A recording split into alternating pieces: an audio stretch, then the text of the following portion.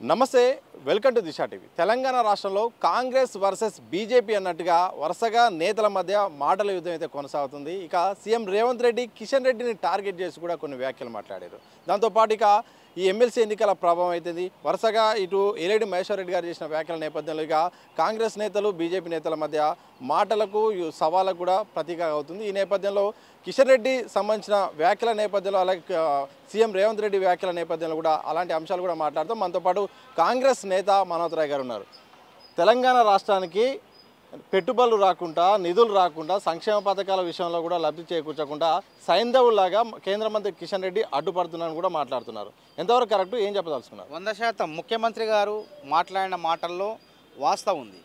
ఎవరైనా కానీ కేంద్ర మంత్రి స్థాయికి ఎదిగినప్పుడు తమ ప్రభుత్వం కేంద్రంలో అధికారం ఉన్నప్పుడు తన రాష్ట్రానికి మేలు జరగాలని కోరుకుంటారు. కానీ ముఖ్యమంత్రి రేవంత్ రెడ్డి గారు కేంద్ర ప్రభుత్వంతో సమాఖ్య వ్యవస్థలో భాగంగా సఖ్యతగా ఉంటూ కేంద్ర మంత్రులను కలుస్తూ ప్రధానమంత్రిని కలుస్తూ నాకు 1,63,000 కోట్లు వివిధ ప్రాజెక్టుల అభివృద్ధి కావాలని చెప్పి కోరుతుంటే సంవత్సరం నుంచి కోరుతుంటే కనీసం బడ్జెట్లో 2 బడ్జెట్లు అయినాయి కేంద్ర బడ్జెట్లు. ఆ బడ్జెట్లో నయా పైసా తెలంగాణకు రాదు. మొన్న బడ్జెట్లో నయా పైసా తెలంగాణకు రాదు. రాకపోగా అనేక రకమైనటువంటి ఇబ్బందులు, ఇచ్చే నిధులు కూడా ఇవ్వకుండా తెలంగాణ రాష్ట్రాన్ని అనేక రకాలుగా ఇబ్బందులు గురి చేస్తున్నారు. మరి ఎందుకు వీళ్ళిద్దరు ఉండి కిషన్ రెడ్డి ఉండి ఏం లాభం అంటున్నా? కర్ణాటకలో మెట్రో ఫేజ్కి 2 కూడా అక్కడ కాంగ్రెస్ ప్రభుత్వం ఉన్నప్పటికీ అక్కడ బీజేపీ నాయకత్వం వాళ్ళు రాష్ట్రం అభివృద్ధి చెందాలని చెప్పి దానికి నిధులు 14,000 కోట్లు 13,000 కోట్ల నిధులు తెచ్చారు. చెన్నైలో స్టాలిన్ ఆడ డిఎంకే ప్రభుత్వం ఉన్నది, అయినప్పటికీ ఆడ బీజేపీ లేకపోయినప్పుడు ఆ బీజేపీ నాయకత్వం అక్కడ మెట్రో ఫేజ్ 3 కోసం ఒక 15,000 కోట్లు 16,000 కోట్లు కేటాయించడం జరిగింది. తెలంగాణ ఏం తప్పు చేసింది కిషన్ రెడ్డి అని అడుగుతున్నాం మేము. ముఖ్యమంత్రి గారు కూడా ఇదే అడుగుతున్నారు. ఏం తప్పు చేసినాం, మేము ఏం తప్పు చేసినాం చెప్పు, ఎందుకు నిధులు తీసుకురావటం లేదు, కేంద్రం నుంచి ఇవ్వాల్సిన బాధ్యత లేదు మీకు, ఎందుకు వివక్ష? అది పక్కనున్న వాళ్ళ మిత్రపక్షమైనటువంటి ఆంధ్ర రాష్ట్రంలో చంద్రబాబు నాయుడు మరి పవన్ కళ్యాణ్ దోస్తానం ఉన్నారు, వాళ్ళు మిత్రపక్షంగా ఉన్నారు. ఆ రాష్ట్రానికి ఎట్లా ఇస్తున్నారు డబ్బులు? 15,000 కోట్లు మొన్న బడ్జెట్లో ఇచ్చారు. అదేవిధంగా అది జాలదని చెప్పి మొన్న అంతకుముందు బడ్జెట్లు ఇచ్చారు. మొన్న బడ్జెట్లో విశాఖ స్టీల్ కోసం 3,500 కోట్లు కేటాయించారు. అదేవిధంగా పోలవరం ప్రాజెక్టు కోసం 4,500 కోట్లు కేటాయించారు. మరి తెలంగాణలో ప్రాజెక్టులు నీ కంటికి కనపట్లేవా కిషన్ రెడ్డి, బండి సంజయ్? ఎందుకున్నారు మీరు? అసలు మీకన్నా పశువులేనాయం కదా, ఉండి కూడా ఏం ప్రయోజనం లేదు కదా. ఆ పశువుల పేడ వల్ల కూడా కాస్తో కూస్తో సేంద్రియ ఎరువులు తయారవుతున్నాయి. మీ వల్ల ఏం ప్రయోజనం అంటున్నా? ఇద్దరు కేంద్ర మంత్రుల నుండి తెలంగాణ ₹1 దారా ప్రాజెక్టుకి జాతీయ హోదా ఇవ్వరాయ, పాలమూరు రంగారెడ్డికి రూపాయి ఇయ్యరాయ, ఎస్ఎల్బీసీ టనల్కి ₹1 ఇయ్యరాయ, ఏ ప్రాజెక్టుకి కూడా ఒక నయా పైసా ఇవ్వకుండా ఎందుకు మీరుండి ఏం ప్రయోజనం అంటున్నా? ఈ భూమికి భారం తప్ప ప్రయోజనం ఏం లేదు. అందుకే రేవంత్ రెడ్డి గారు ఆవేదనతో మాట్లాడతాడు. ఇంత చేసినా మేము ఇంత కలిసినా సరే మాకు ఇవ్వట్లేదు నిధులు కాబట్టి సైంధవుడు లెక్క అడ్డుపడతాడు కిషన్ రెడ్డి. ఎందుకంటే గతంలో మనోహర్ లాల్ ఖట్టర్ ఆయన పట్టణాభివృద్ధి శాఖ మంత్రి గతంలో ఇక్కడికి వచ్చినప్పుడు సమీక్ష జరిపినప్పుడు సమీక్షకు అటెండ్ కావాల్సిన బాధ్యత ఉందా లేదా, హాజరు కావాల్సిన బాధ్యత ఉందా లేదా? ఈటల రాజేంద్ర గారు హాజరవుతారు, తనకు కావాల్సిన నిధులు అడుగుతారు. అదేవిధంగా రాష్ట్ర ప్రభుత్వం తరపున కూడా హాజరైన తర్వాత ఒక క్యాబినెట్ మంత్రిగా సికింద్రాబాద్ పార్లమెంట్ ఎంపీగా నువ్వు వచ్చి రాష్ట్రానికి ఏమున్నాయో దానికి మద్దతు పలకాల్సిన బాధ్యత లేదా? అంటే బాధ్యత లేనట్టు తప్పించుకొని పైకి పోయి తెలంగాణ రాష్ట్రం అభివృద్ధి ఇష్టమే లేదు వాళ్ళకి. అసలు నాకు తెలిసి తెలంగాణలో వాళ్ళు అధికారం లేరు కాబట్టి తెలంగాణ అభివృద్ధి చెందదు. ఇదేం రాజకీయం అంటున్నా? ఇదేం దురుద్దేశం? ఇది పోకదలు అంటారు దీన్ని. ఈ పోయే కాలం వచ్చింది కాబట్టి అట్లా మాట్లాడుతున్నారు. ఏదో ప్రజలు మీకు 8 స్థానాలు ఇచ్చారు, గతంలో లేదు, పార్లమెంట్లో లేదు, మీకు 4 దగ్గర నుంచి 8 స్థానాలు వచ్చింది. బీఆర్ఎస్ బలం, మీ బలం కూడా కాదు. అయినప్పటికీ తెలంగాణ ప్రజలు రుణం తీర్చుకోవాల్సిన బాధ్యత ఉందా లేదా?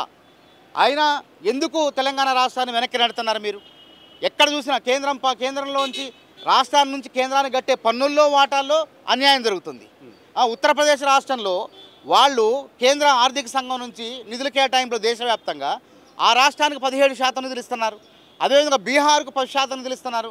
ఏం తెలంగాణ ఏం పాపం చేసి తెలంగాణకు 1.2% మాత్రం నిధులు మాత్రమే ఇవ్వడం జరుగుతుంది. ఇది వివక్ష కాదా? దక్షిణాది రాష్ట్రాలపైన ఒక వివక్ష కొనసాగుతుంది, తెలంగాణ పైన మరింత వివక్ష కొనసాగుతుంది. ఇద్దరు కేంద్ర మంత్రుల నుండి కూడా తెలంగాణ ప్రయోజనాలు శూన్యం, ప్రయోజనాలు లేనే లేవు. కాబట్టి ముఖ్యమంత్రి గారు సైంధవుడు లెక్క అడ్డుపడుతుంది అన్నది మాత్రం వాస్తవం. ఆయన ఒక ప్రాంతం చెందిన వ్యక్తి, ఇక్కడ ఎంపీగా కొనసాగుతున్నారు, కేంద్ర మంత్రిగా ఉన్నారు, రాష్ట్ర అధ్యక్షుడు కూడా కిషన్ రెడ్డి గారు ఉన్నారు. ఆయనకు ఏం అవసరం అడ్డుపడడం ద్వారా? ఏం వస్తుంది ఆయనకు? అంటే కాంగ్రెస్కు పేరు వచ్చింది. ఇప్పుడు ఆ నిధులు తీసుకొస్తే కాంగ్రెస్ ముఖ్యమంత్రి అక్కడ ఉంటాడు. మెట్రో ఫేజు మనమే తీసుకొచ్చినాం, కాంగ్రెస్ హయాంలో అయింది. అదేవిధంగా మెట్రో ఫేజ్ 2 కూడా కాంగ్రెస్ హయాంలోనే అవుతుంది. కాబట్టి కాంగ్రెస్కు పేరు రావద్దు, నిధులు ఇవ్వద్దు, అడ్డుకోవాలా, కాంగ్రెస్ బద్నాం కావాలా, కాంగ్రెస్ పార్టీ ఏం చేసుకోలేకపోతుంది, ఉన్న సంక్షేమం 6 గ్యారంటీలు అమలు చేస్తాను సమర్థవంతంగా. తర్వాత ఇంకా అభివృద్ధి చేయాలంటే నిధులు కావాలా, మూసి పునరుజ్జీవనం అన్నాం దానికి నిధులు కావాలా, అదేవిధంగా రీజనల్ రింగ్ రోడ్కి నిధులు కావాలా, అదేవిధంగా మెట్రో ఫేజ్కి కావాలా, మొత్తం కలిపితే 1,63,000 కోట్ల రూపాయల నిధులు కావాలి మనకి. కనీసం అందులో మేము 20,000 కోట్లు ఇస్తామా 30,000 కోట్లు ఇస్తామనే ముచ్చటే లేదు.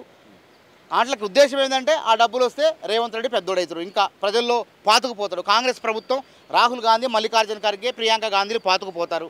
వాళ్ళకి పుట్టగతులు ఉండవు, రాజకీయంగా పుట్టగతులు ఉండవు కాబట్టి అభివృద్ధిని అడ్డుకోవాలి అని వాళ్ళ కుట్రపూరితంగా వ్యవహరిస్తున్నారు. ఇక తాజాగా ఏలేటి నిన్న ప్రెస్ మీట్ నిర్వహించారు. ఇందులో భాగంగా ఇక ముఖ్యమంత్రిగా రేవంత్ రెడ్డి ఇక మార్చబోతున్నారు, అందుకనే కొత్తగా ఇన్ఛార్జ్ని తీసుకొచ్చారు, అందుకోసమే ఫ్రస్ట్రేట్ అయ్యి మాట్లాడుతున్నారని కూడా ఏలేటి మహేశ్వర్ రెడ్డి మాట్లాడారు. ఇప్పుడు ఏలేటి మహేశ్వర్ రెడ్డి అది జ్యోతిష్యం, కాంగ్రెస్ పార్టీ మీద చెప్తే కాదు, నీ పార్టీలో చెప్పు. నేను అంటున్నా, నేను వాస్తవం చెప్తున్నా, గాంధీ భవన్ సాక్షిగా మాట్లాడుతున్నా.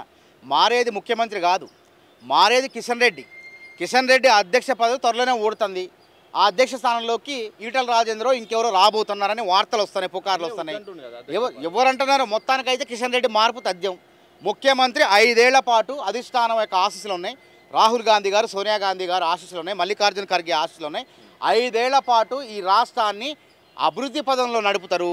నేనేమంటున్నా, కిషన్ రెడ్డి రేపు మార్పు అనేది కళ్ళ ముందు. దాని గురించి చెప్పు ఫస్ట్ నీ వేడు, నీ గురించి నువ్వు వేడు, బయట వాళ్ళ గురించి నీకెందుకు అంటున్నా. బయట ఏం జరుగుతుందో అంటే నటరాజన్ రాంగ్లోనే మారుస్తారా? మీనాక్షి నటరాజన్ సంస్థాగతంగా జరిగిన మార్పు అది. మీనాక్షి నటరాజన్ గారి కన్నా ఆ దీపాదాస్ మున్షి గారిని ఎందుకు మార్చారు? వారు గోవాకు వేరే రాష్ట్రానికి కూడా ఇన్ఛార్జ్గా ఉన్నారు, పూర్తి బాధ్యతలు అది. కేరళకి పూర్తి బాధ్యతలు ఇన్ఛార్జ్ ఉన్నారు. కాబట్టి ఇక్కడ 2 ఇన్ఛార్జీలు ఉంటాం, ఏ వ్యక్తికి కూడా 2 రాష్ట్రాలు అప్పచెప్పారు. కాబట్టి తెలంగాణ నుంచి వారిని మళ్ళీ తప్పించి కేరళకు ఉంచేసి మీనాక్షి నటరాజన్ గారికి బాధ్యతలు అప్పచెప్పారు. ఇంతే జరిగింది. మీరు కాంగ్రెస్లో గతంలో ఉన్నారు కదా, ఉండి కూడా ఈ విధంగా బుద్ధి లేకుండా మాట్లాడుతున్నారు. ఎందుకు? ఏం ప్రయోజనం వస్తుంది? 4 మాటలు మాట్లాడిన మీడియాలో కనపడితే మర్చిపోయారని చెప్పి ఏదో ఒక మాటలు మాట్లాడి జనం గుర్తుపెట్టుకుంటారని మాట్లాడుతున్నారా? ఇట్లాంటి దిగజాడు రాజకీయాలు చేయకండి, చిల్లర రాజకీయాలు చేయకండి. కాబట్టి కాంగ్రెస్ పార్టీలో ముఖ్యమంత్రి రేవంత్ రెడ్డి 5 ఏళ్ల పాటు ఆయనే సుస్థిరంగా ముఖ్యమంత్రిగా, కాంగ్రెస్ ప్రభుత్వానికి సంబంధించిన వ్యక్తిగా ముఖ్యమంత్రిగా పరిపాలన కొనసాగిస్తారు. ఇందులో ఎటువంటి సందేహం లేదు. సీఎం రేవంత్ రెడ్డి ఢిల్లీ పర్యటన నేపథ్యంలో కూడా ప్రతిసారి ఇటు బీఆర్ఎస్ కానీ ఇటు బీజేపీ కానీ ఒకటే వ్యాఖ్య చేస్తుంది, రాహుల్ గాంధీ అపాయింట్మెంట్ ఇవ్వడం లేదు, రాహుల్ గాంధీ రేవంత్ రెడ్డి దూరం పెట్టారని కూడా ఆ పార్టీ నేతలు నేరుగా మాట్లాడుతున్నారు. ఏం చెప్తారు దీనికి? ఇది కావాలని చెప్పి కొన్ని మీడియాలు, బీఆర్ఎస్ పార్టీ వాళ్ళలో ఉన్న పైత్యం బయటపడుతున్నాయి. రాహుల్ గాంధీ అన్నిత్యం రేవంత్ రెడ్డి గారికి సహకరిస్తారు. రాహుల్ గాంధీయే రేవంత్ రెడ్డి గారిని పీసీసీ ప్రెసిడెంట్ చేసిండు. రాహుల్ గాంధీనే అధిష్టానం ఆశిస్తూనే రేవంత్ రెడ్డి గారు ముఖ్యమంత్రి అయ్యిండు. రాహుల్ గాంధీ గారికి రేవంత్ రెడ్డి గారికి మంచి సంబంధాలు ఉన్నాయి. కాబట్టి వీడియో ప్రచారం చేసుకున్నంత మాత్రాన అసలు దాన్ని పట్టించుకోవాల్సిన అవసరమే లేదు.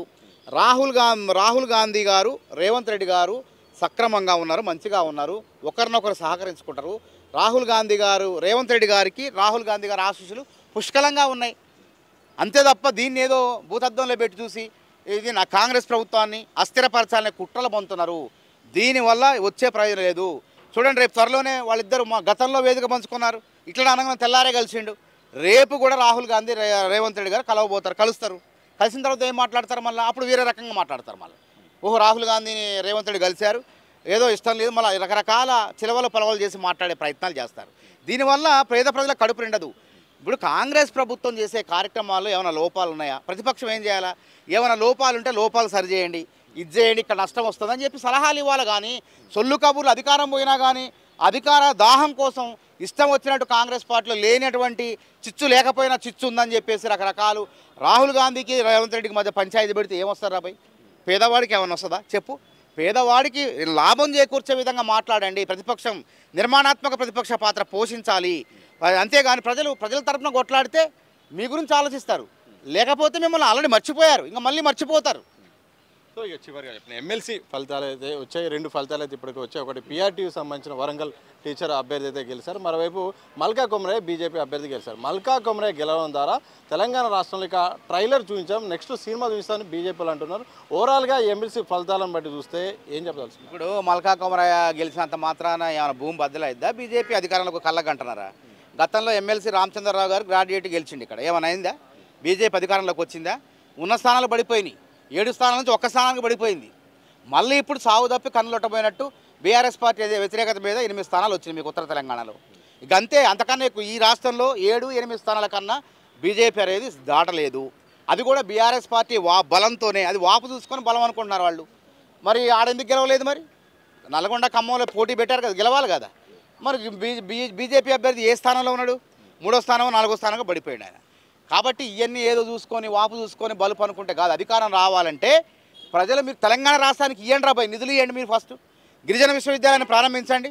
అరే పక్క రాష్ట్రంలో తరగతులు ప్రారంభమై 2 బ్యాచ్లు బయటికి పోతే విభజన చట్టంలో హామీలు నెరవేర్చరు, తెలంగాణకు నయా పైసా ఇవ్వరు. మీ పార్టీ ఎట్లా అధికారంలోకి వస్తుంది? అసలు ఏ విధంగా వస్తుంది? తెలంగాణకి ఏం ఒరగబెట్టినని వస్తుంది చెప్పండి. బయ్యారం ఉక్కు ఫ్యాక్టరీకి నిధులు ఇచ్చిండ్రా? ఇవ్వకుండా బయ్యారం ఉక్కు ఫ్యాక్టరీకి నిధులు ఇవ్వకుండా ఛత్తీస్గఢ్ గనులనేమో ఎక్కడో గుజరాత్లో ఉక్కు పరిశ్రమ కేటాయిస్తారు. ఒకవేళ ఫీజిబిలిటీ లేదంటున్నారు, మేము ఫీజిబిలిటీ ఉందంటున్నాం. నిపుణులందరూ కూడా ఫీజిబిలిటీ ఉన్నది ఇక్కడ అని చెప్పారు. చెప్పినా సరే మీరు అన్నట్టే లేదు. లేనప్పుడు ఏం చేయాలి? మీరు ఛత్తీస్గఢ్ దగ్గరే ఉంది, ఛత్తీస్గఢ్ యొక్క ముడి సరుకుని ముడిని ముందు వేసుకొచ్చి ఇక్కడ ఈ ఉక్కు తయారు చేయొచ్చు కదా, పక్కనే కదా. ఎక్కడో గుజరాత్ పోయే బదులు ఈ బయ్యారం ఉక్కు ఫ్యాక్టరీకి తీసుకొచ్చేసి అక్కడ ఇనుము తయారు చేస్తే చాలామందికి ఉపాధి ఉద్యోగ అవకాశాలు వస్తాయి. తెలంగాణ రాష్ట్రం ఖమ్మం జిల్లా, ఉమ్మడి ఖమ్మం జిల్లా, బయ్యారం, మహబూబాద్ జిల్లా అభివృద్ధి చెందింది కదా. ఈ మాత్రం సోయి లేని వాళ్ళు ఈ దీని మీద ధ్యాస లేదు. ఒక ఎమ్మెల్సీ ఎన్నికలలో ఎవడు పోటీ లేడు ఆడ. మళ్ళీ కాంగ్రెస్ పార్టీ కూడా ఎవరిని పోటీ పెట్టలేదు. పోటీ పెట్టకుండా గెలిచి ఇదేదో మేము మళ్ళీ అధికారంలోకి వస్తాం ట్రైలరు అంటే సినిమా అంత దృశ్యం లేదు, మీకు అంత సీన్ లేదు, అంత దృశ్యం లేదు. ఎమ్మెల్సీ ఎన్నికల్లో గెలిస్తే మీరు అధికారంలో కట్టొస్తారు. మీరు అధికారంలో రావాలంటే ముఖ్యమంత్రి రేవంత్ రెడ్డి గారు ప్రధానమంత్రిని కలుస్తున్నారు, కేంద్ర మంత్రులను కలుస్తున్నారు. మాకు వివిధ ప్రాజెక్టుల అభివృద్ధి కోసం 1,63,000 కోట్ల నిధులు కావాలి. ఆ 1,63,000 కోట్ల నిధుల్లో కనీసం మీరు 50,000 కోట్లు తెలంగాణ రాష్ట్రానికి ఇచ్చినా ప్రజలు మీకు కొంత అవకాశం ఇస్తారు. మొత్తం అధికారం అప్పచెప్పరు, అవకాశం ఇస్తారు. కాబట్టి ఫస్ట్ నిధులు తెచ్చి మాట్లాడండి. మొత్తంగా తెలంగాణ రాష్ట్రానికి విషయంలో మాత్రం అభివృద్ధి విషయంలో మాత్రం కేంద్రం అడ్డుపడుతుంది. ప్రధానంగా 2 కేంద్ర మంత్రులు ఉన్నా కానీ తెలంగాణకు నిధులు రాకుండా అయితే ప్రధానమంత్రి చెప్పినప్పుడు కూడా ముందు కేంద్ర మంత్రి అయితే సహకరించట్లేదు. ఆ మాత్రం దానికి కేంద్ర మంత్రులు ఉంటేంది లేకుంటుంది. మరి ఇలాంటి వ్యక్తులు తెలంగాణ రాష్ట్రంలో ఎలా అధికారంలోకి వస్తారు? ఒక ఎమ్మెల్సీ ఎన్నికల్లో ఒక ఎన్నికతో మాత్రమే మొత్తం రాష్ట్రం అంతా అధికారంలో వచ్చిన ఫీల్ అవుతున్నారు. అది మాత్రం సాధ్యం కాదు. ఇప్పటికైనా రాష్ట్ర అభివృద్ధిలో భాగం కావాలి. ఏదైతే తెలంగాణకు రావాల్సిన నిధులు అవుతుందో ఆ నిధులు కేటాయించి కూడా బీజేపీ ఇక్కడ పాత్ర పోషించాల్సిన అవసరం కూడా ఉందని కూడా కాంగ్రెస్ సీనియర్ నేత మానవతరాయ్ చెప్తున్న సందర్భం చూడొచ్చు. కెమెరా పర్సన్ వంశీతో సతీష్, దిశ టీవీ, హైదరాబాద్.